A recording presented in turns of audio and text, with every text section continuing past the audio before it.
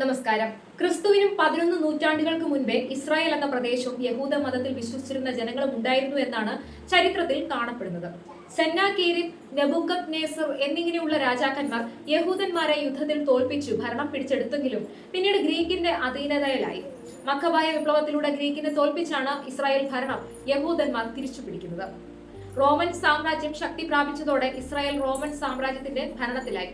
3-ാം നൂറ്റാണ്ടോടെ Christianity Roman സാമ്രാജ്യത്തിന്റെ ഔദ്യോഗിക മതമായതോടെ ഈ പ്രദേശങ്ങളിൽ ക്രിസ്തുമതം ശക്തമാവുകയും ജൂതന്മാരുടെ സ്വാധീനം കുറയുകയും ചെയ്തു. 6-ാം നൂറ്റാണ്ടിൽ അറബ് മുസ്ലിങ്ങൾ ഈ പ്രദേശം കൈയടക്കി. 10-ാം നൂറ്റാണ്ടോടെ വിശുദ്ധ നാടിന്റെ നിയന്ത്രണം പിടിച്ചെടുക്കുക എന്ന ഉദ്ദേശത്തോടെ കുരിശുയുദ്ധം ആരംഭിച്ചു. ജൂതന്മാർ മുസ്ലിങ്ങളുടെ കൂടെ ചേർന്ന് തിരിച്ചടിച്ചെങ്കിലും പരാജയപ്പെട്ടു. 12-ാം നൂറ്റാണ്ടോടെ സുൽത്താൻ സാലഡിൻ കുരിശ് യുദ്ധക്കാരെ പരാജയപ്പെടുത്തി ഭരണം പിടിച്ചെടുത്തതിനു ശേഷം കുറേയേറെ ജൂതന്മാർ ഈ പ്രദേശത്തേക്ക് തിരിച്ചു വന്നു. കാലക്രമേണ ഈ പ്രദേശം ഒട്ടോമൻ സുൽത്താന്റെ അധീനതയിലായി. 1-ാം ലോക മഹായുദ്ധത്തോടെ അർമേനിയൻ വംശഹത്യ നടത്തിയ ഒട്ടോമന്റെ സാമ്രാജ്യം ബ്രിട്ടീഷുകാർ ഇല്ലാതാക്കി. ഇന്നത്തെ ഇസ്രായേലും പാലസ്തീനും ഉൾപ്പെടുന്ന പ്രദേശം ബ്രിട്ടന്റെ ഭരണത്തിലായി. 19-ാം നൂറ്റാണ്ടോടെ ലോകത്തിന്റെ പല ഭാഗങ്ങളിൽ നിന്നും ജൂതന്മാർ ഈ പ്രദേശത്തേക്ക് വ്യാപകമായി കുടിയേറ്റം നടത്തി. ബ്രിട്ടീഷുകാരോടുള്ള വിരോധത്തിനും ജൂതന്മാരുടെ കുടിയേറ്റത്തിനും പുറകെ 1920-ൽ നബി മൂസ കലാപം എന്ന പേരിൽ അറബികളുമായി ഏറ്റുമുട്ടലുണ്ടായി. അറബികളോട് ചെറുത്തു നിൽക്കാനായി ഹഗാന എന്ന സായുധ സേന ജൂതന്മാർ രൂപീകരിച്ചു. ജർമ്മനിയിൽ നാസികളുടെ സ്വാധീനം വർദ്ധിച്ചതോടെ ഇസ്രായേലിലേക്കുള്ള ജൂതന്മാരുടെ കുടിയേറ്റം വർദ്ധിക്കുകയും സംഘർഷം പതിവാവുകയും ചെയ്തു. ബ്രിട്ടീഷ് ഭരണത്തിനും ജൂതന്മാർക്കും എതിരായി ഉണ്ടായ കലാപങ്ങളിൽ ജൂതന്മാർ ബ്രിട്ടീഷുകാരുടെ കൂടെ ചേർന്ന് യുദ്ധം ചെയ്തു.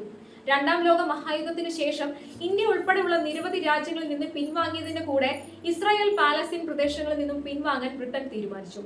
ഐക്യരാഷ്ട്രസഭയുടെ മധ്യസ്ഥതയിൽ ഇസ്രായേലിനെ ജൂതരാഷ്ട്രമായും പലസ്തീനെ അറബി രാഷ്ട്രമായും ഇന്റർനാഷണൽ ട്രസ്റ്റ്ഷിപ്പിൽ ജെറുസലേം നഗരം എന്നിങ്ങനെ വിഭജിച്ചു. ജൂതന്മാർക്ക് താൽപര്യമായിരുന്ന തീരുമാനത്തെ പലസ്തീനിലെ അറബികൾക്ക് പിന്തുണ വാഗ്ദാനം ചെയ്ത് Egypt, Iraq, Jordan, Syria, Yemen, Saudi, Lebanon എന്നിവർ അടങ്ങിയ അറബ് ലീഗ് എതിർത്തു.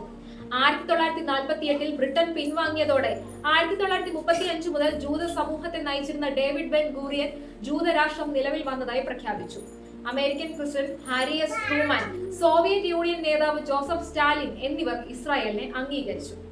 ഐക്യരാഷ്ട്രസഭയുടെ വിഭജന പദ്ധതി അംഗീകരിക്കാൻ തയ്യാറാകാതിരുന്ന അറബ് ലീഗ് ഇസ്രായേലിനെതിരെ യുദ്ധം പ്രഖ്യാപിച്ചു. തിരിച്ചടിച്ച ഇസ്രായേൽ വെസ്റ്റ് ജെറുസലേം ഉൾപ്പെടെ പിടിച്ചെടുത്തു.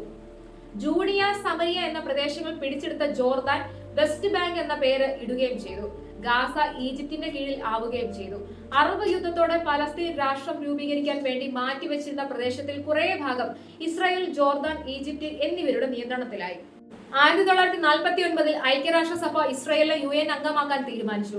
അതിനുശേഷം നടന്ന സന്ധി സംഭാഷണത്തിന്റെ ഭാഗമായി നിയന്ത്രണ രേഖകൾ സ്ഥാപിക്കാമെന്ന തീരുമാനത്തോടെ യുദ്ധം അവസാനിപ്പിച്ചു. യുദ്ധത്തോടനുബന്ധിച്ച് ഇസ്രായേൽ പ്രദേശത്തുണ്ടായിരുന്ന കുറേയേറെ അറബികൾക്കും അറബ് ലീഗ് രാഷ്ട്രങ്ങളിൽ ജീവിച്ചിരുന്ന ജൂതന്മാർക്കും നാടുവിടേണ്ട സാഹചര്യമുണ്ടായി. ഐക്യരാഷ്ട്രസഭയുടെ വിഭജന കരാർ അറബ് ലീഗ് അംഗീകരിച്ചിരുന്നെങ്കിൽ ഇങ്ങനെ ഒരു അവസ്ഥ ഉണ്ടാകില്ലായിരുന്നു. ഇസ്രായേലിനോടൊപ്പം പലസ്തീനികൾക്കും സ്വതന്ത്ര രാജ്യം ഉണ്ടാവുകയും ചെയ്യുമായിരുന്നു. ഇസ്രായേലിനോട് യുദ്ധം ചെയ്ത് തോൽക്കേണ്ടി വന്നതിൽ അസ്വസ്ഥരായിരുന്ന ഈജിപ്ത്, സിറിയ, ജോർദാൻ എന്നിവർ 1967-ൽ വീണ്ടും യുദ്ധത്തിനിറങ്ങി.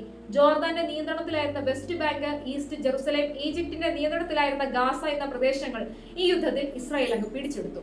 ഇസ്രായേൽ പിടിച്ചെടുത്ത പ്രദേശങ്ങളിൽ 1970 മുതൽ ജൂത സെറ്റിൽമെന്റുകൾ സ്ഥാപിച്ചു തുടങ്ങി. ഇതോടെ അഭയാർത്ഥി പ്രശ്നം രൂക്ഷമായി.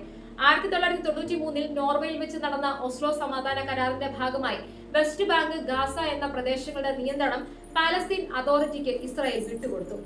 ഈജിപ്തിലെ തീവ്ര സംഘടനയായ മുസ്ലിം ബ്രദർഹുഡിന്റെ ശാഖയായി ഹമാസ് ഇതേ കാലയളവിൽ ഗാസ, വെസ്റ്റ് ബാങ്ക് എന്ന പ്രദേശങ്ങളിൽ പ്രവർത്തനം ആരംഭിച്ചിരുന്നു. 1970-80 കാലഘട്ടങ്ങളിൽ ഇസ്രായേലിനോട് സായുധ പോരാട്ടം നടത്തിയിരുന്നെങ്കിലും 1987-ലാണ് ഔദ്യോഗിക സംഘടനയായി ഹമാസ് രൂപീകരിക്കുന്നത്. യാസർ അറാഫത്തിന്റെ മരണത്തിന് ശേഷം രാഷ്ട്രീയത്തിലേക്ക് ഇറങ്ങിയ തീവ്ര സംഘടനയായ ഹമാസ് പാലസ്തീൻ പാർലമെന്റിലേക്ക് ഒറ്റയ്ക്ക് ഭൂരിപക്ഷം നേടി. സമാധാന സംഭാഷണങ്ങൾക്ക് പകരം യുദ്ധത്തിലൂടെ ഇസ്രായേലിനെയും ജൂതന്മാരെയും ഇല്ലാതാക്കാമെന്ന് കരുതിയ അറബ് ലീഗും തീവ്രവാദ പ്രവർത്തനമാണ് പ്രതിവിധിയെന്ന് കരുതുന്ന ഹമാസും ഹിസ്ബുള്ളയും പോലെയുള്ള സംഘടനകളുമാണ് ഇന്നും തുടരുന്ന ഇസ്രായേൽ പാലസ്തീൻ സംഘർഷങ്ങളുടെ കാരണക്കാർ. വിശുദ്ധ യുദ്ധത്തിലൂടെ കൊല്ലപ്പെട്ടാൽ വലിയ പ്രതിഫലം ലഭിക്കുമെന്ന് കരുതുന്ന മനുഷ്യരും അവരെ സാമ്പത്തികമായും അല്ലാതെയും പിന്തുണയ്ക്കാൻ ആൾക്കാരുമുള്ള കാലത്തോളം ഈ മേഖലയിൽ സമാധാനം ഉണ്ടാകുമെന്ന് കരുതാൻ കഴിയില്ല.